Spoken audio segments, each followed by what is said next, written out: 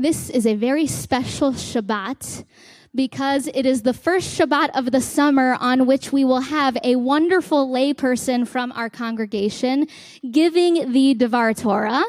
And this week we are thrilled to have Jeff Mutterperl here to give our drash for the evening.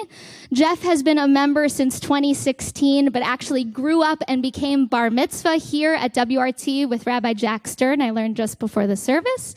Now lives in New Rochelle with his wife Valerie and 12-year-old twin boys, Alexander and Gabriel, who are wonderful and currently at summer camp, enjoying.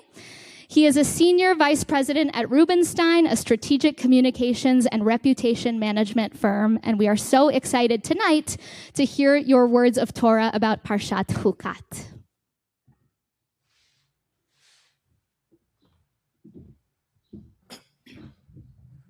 Shabbat Shalom. Higher microphone.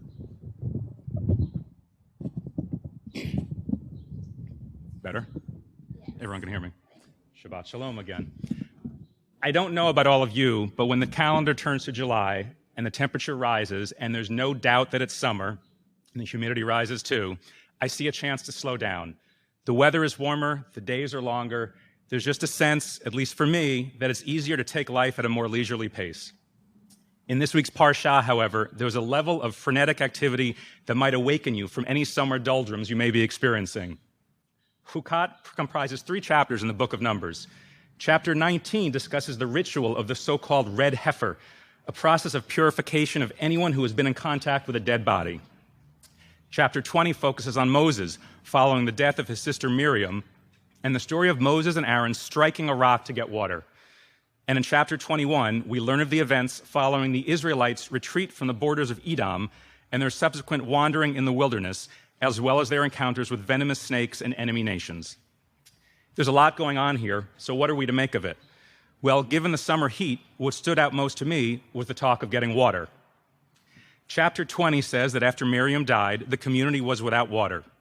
Was that a coincidence or more of a consequence?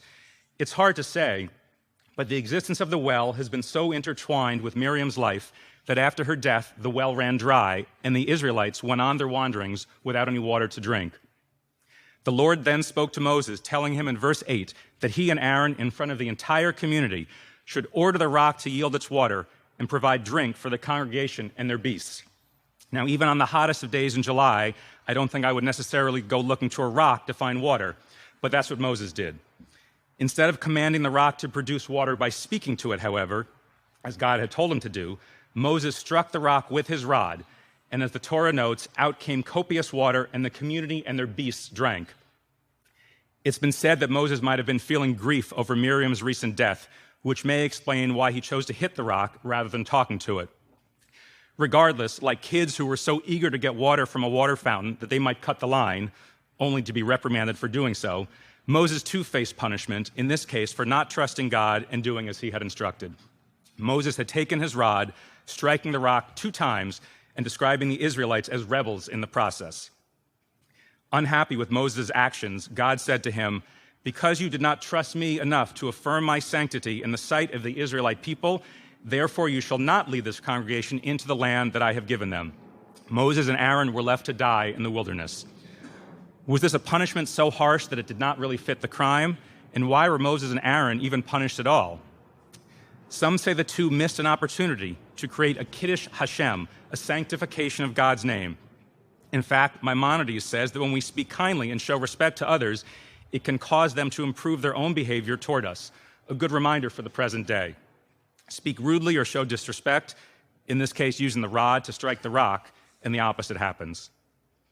And Rashi says that Moses and Aaron were punished so severely because they desecrated God's name in front of the Israelites, a sign of how seriously we should take the desecration of God's name in public. Finally, from the present day, Rabbi Charles Kroloff observes, while Moses was a great leader, he was an imperfect human being like you and me. He made many of the same mistakes we make. When my children were little and learning to talk, my wife and I would often say to them, "Use your words." And that's what God was telling Moses here in Chukat. But instead, Moses struck the rock with his rod, just as our kids would sometimes strike with their hands or feet. Clearly, we don't always listen to our leaders, whether at home, work, or school. We are all imperfect. But as I read this week's Parsha and thought about how it relates to me, to us, I saw in it the importance of listening to and trusting those in positions of authority, rather than taking the more self-righteous option and charting the path we might desire for ourselves, as Moses had done.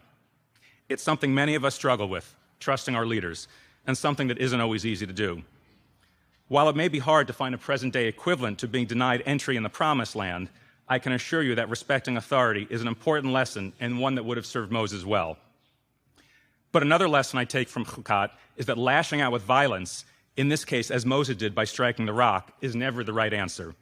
Just look at our nation's history of gun violence and where that has gotten us, including again this week in Highland Park, Illinois, where a congregant of former WRT intern Rabbi Ryan Daniels was among those lost in Monday's tragic shooting, or even overseas in Nara, Japan. So instead of violence, let's follow what Rabbi Rick Jacobs writes about Chukat and pledge to talk more to those in our lives. Speak with those who are on the journey with you, he says. It's about the Jewish people being able to draw inspiration and wisdom from one another. It's what we can build together. Rabbi Jacobs continues with what I think really hits the mark for Moses and Aaron, and I hope you'll agree it also applies to the present day. Let's find a way not to let our anger get the best of us. Let's find the ability to learn and lead with those around us. Put another way, as I would say to my kids, let's use our words. Shabbat Shalom.